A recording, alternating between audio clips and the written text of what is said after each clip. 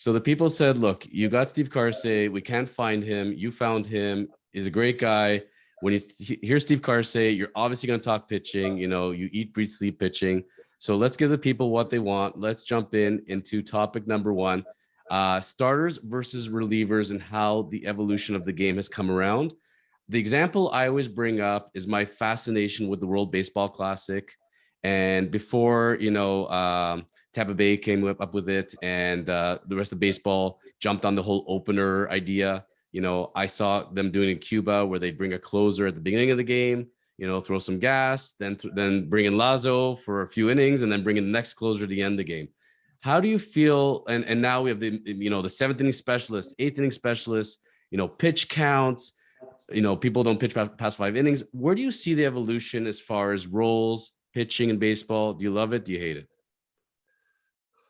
Good question. Try, man. Loving it and hating it is a longer version of it. I mean, I think that's kind of the way the game has transformed and evolutionized. Tampa Bay, as you just brought up, had been in the forefront of that and had started with the opener. Other teams have caught on, but I don't think there's roles anymore in the game. I think it's you put your best pitcher in the best spot that you feel, and analytics have taken over. The front offices are getting on their computers, they're digging into the numbers, and they're trying to figure out the best way, whether it be pitch count, whether it be shifts, which they're getting ready to take care of here after this new bargaining agreement, putting 4 guys in the outfield. So, it's, again, something that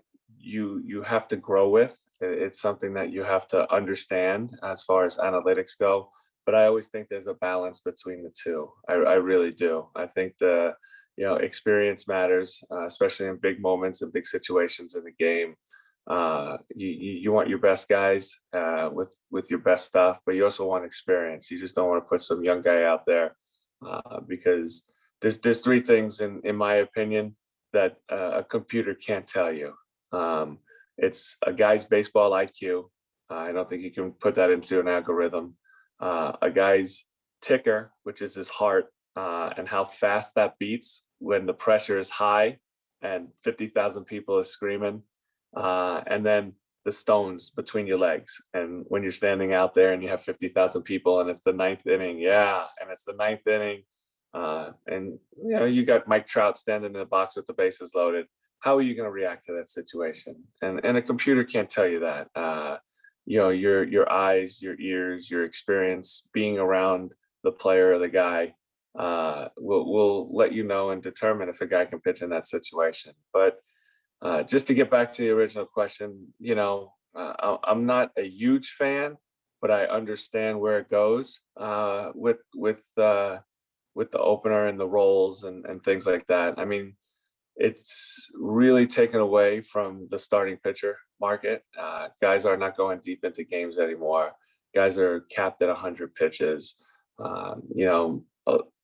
It's more about how many guys you strike out than making contact and getting deeper in the game. If a guy throws 100 pitches in 5 innings, teams are fine with that because we have so many bullpen guys and the way they can manipulate the rosters with bringing guys up and down. It's a roster of really, instead of 26 players 30 years ago or 25 players 30 years ago,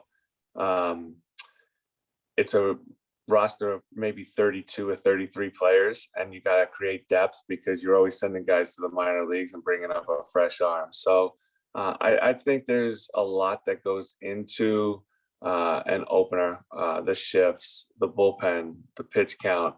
But that's the way a lot of these front offices have transformed and taken the game.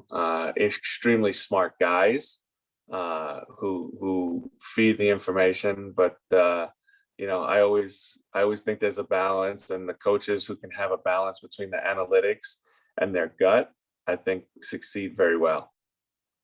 So on that note, I love that line in Moneyball where they said, I'm not here to sell jeans, I'm here to win ball games, and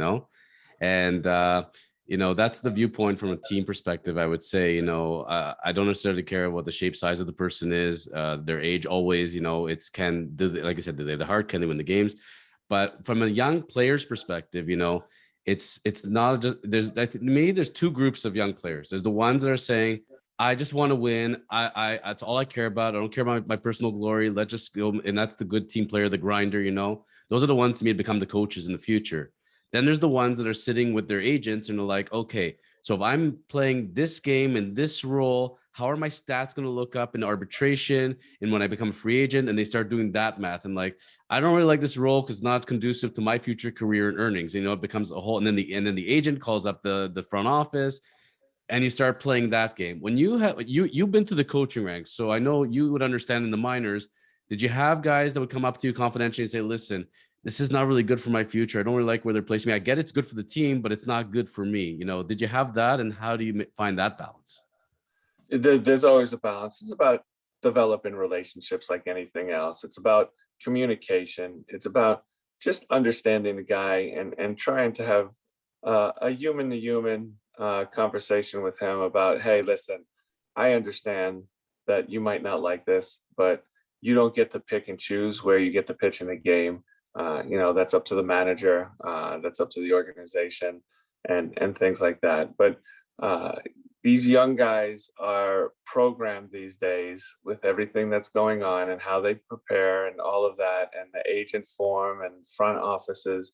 I mean, they get told if you strike a lot of guys out that you're going to get paid a lot of money.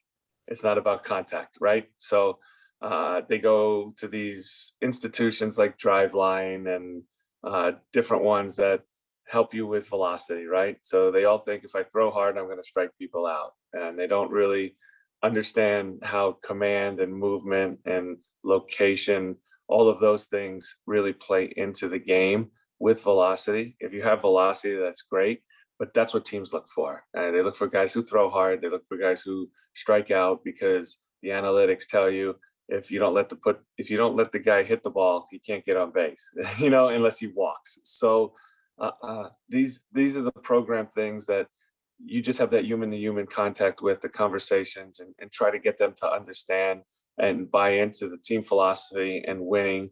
And if you win, good things are going to happen because you're playing well, you're pitching well, or you're hitting well, and the money will be there at the end. Love it. Now, for yourself, when did you first take up pitching as a youngster?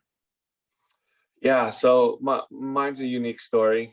It doesn't all work like this. I grew up in, obviously, as we talked about, New York City.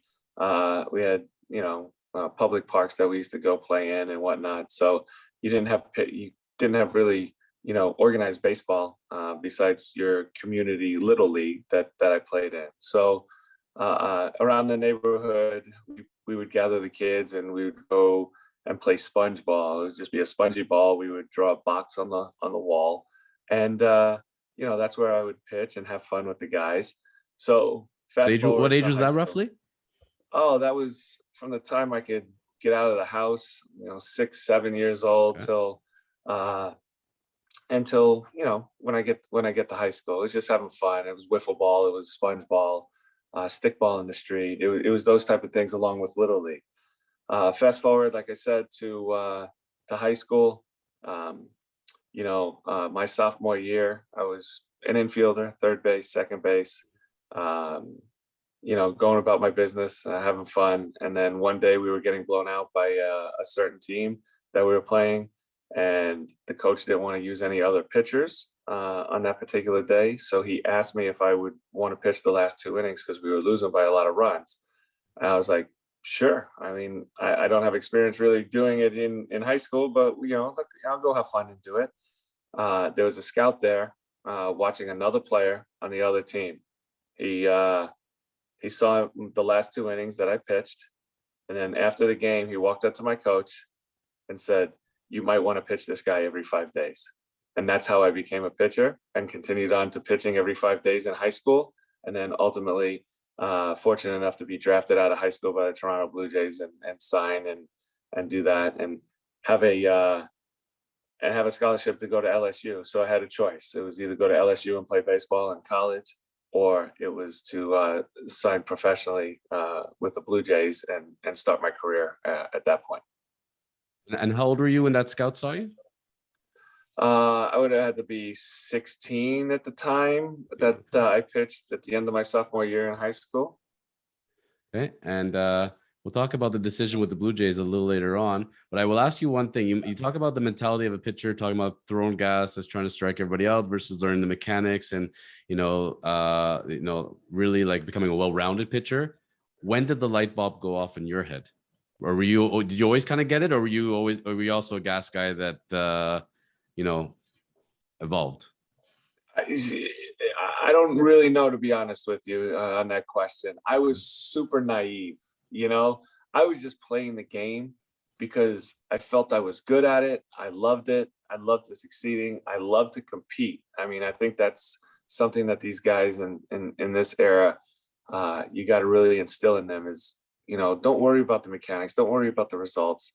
And it's hard not to, but you got to go out and compete. When you're on the mound, compete against the hitter in the box. If you're hitting, compete against the pitcher. So I just love to do it. I was fortunate enough that at that age, I was able to throw hard. But I also could throw the ball where I wanted to. So I was given a God-given talent to be able to throw a baseball. Like so many other guys are. And no matter what sport, whether it's baseball or throw it football or, playing tennis or anything like that, you work hard at it, but it's also a God-given thing where you're very fortunate to have that skill. And it's a matter if you're able to hone that skill and develop that skill, or, you go in a different direction. And I was, again, fortunate to be able to do that, be in a good position and, have good things happen to me. And we'll talk about the coaching ranks. I noticed a lot of coaches, it was often the ones that didn't have the talent. They didn't have that God-given gift. They're the ones who had to grind it out. Their stats were not always the best, but they stayed through, they persevered, and then they were able to teach their hard work to the next generation. A lot of ball players that have the talent, it was God-given. Some of them was easy for them, but they didn't work hard. I think you have a good balance because you worked really hard, clearly, plus you had talent. And so you can't teach talent per se, but you can teach hard work, right? Oh, no doubt about it. I mean, that's something that, shouldn't be, Derek Jeter said, somebody may have more talent than you, but they can't outwork you if you don't want them to, so like, that's the big thing is if you put in the work, and as you said, become a grinder, good things will happen. Those are the guys that hang around. Those are the guys that love the game. They compete, and everybody's trying to make it, right? Everybody wants that opportunity to get to the big leagues, to put it in perspective for your listeners. So if you walk into a Major League Baseball stadium, and it holds, I think Toronto holds like 60,000, right? Depending on what seats they're opening up, but at least 55. Yeah, but yes. I'm saying if you would fill it to capacity, it would be about 60,000 people. Yeah. Right. Yep. So think about 20,000 people in a 60,000 stadium. Been there many times. I've been in 10,000 with 60,000 stadium. Yes. Okay, so 20,000, right? That's a third of the stadium. Yep. That is how many people have played in the big leagues since its inception. Wow. Seriously. Yes. And I could tell you, at 10, the stadium is completely empty. It feels like it's just a little clubhouse. 20, it still feels barren. So you're saying, wow. So that kind of stadium is the amount of players that have played in the major leagues in its lifetime. Wow. That's a cool stat. I love it. Yeah. Yeah. So that's just a little perspective of how hard it is to get to the big leagues. And when guys get to the big leagues, how fortunate they are to be in that situation and how hard they've worked to get there. I think for any player that's sitting in the clubhouse, dejected as far as their role or dejected of where they're at or where their careers, maybe they had a bad game, saying that stat and really pounding home how lucky you are to be in your position, how many people all over the world would kill to take your spot in 1 second, that might clue in. Thank you for enjoying today's episode of the Chosen Life podcast. Go ahead and hit the subscription button below and the notification bell to catch all of our great shows. And remember to contact the chosen lawyers when you are ready for your next real estate and commercial transaction. Go to kormans.ca.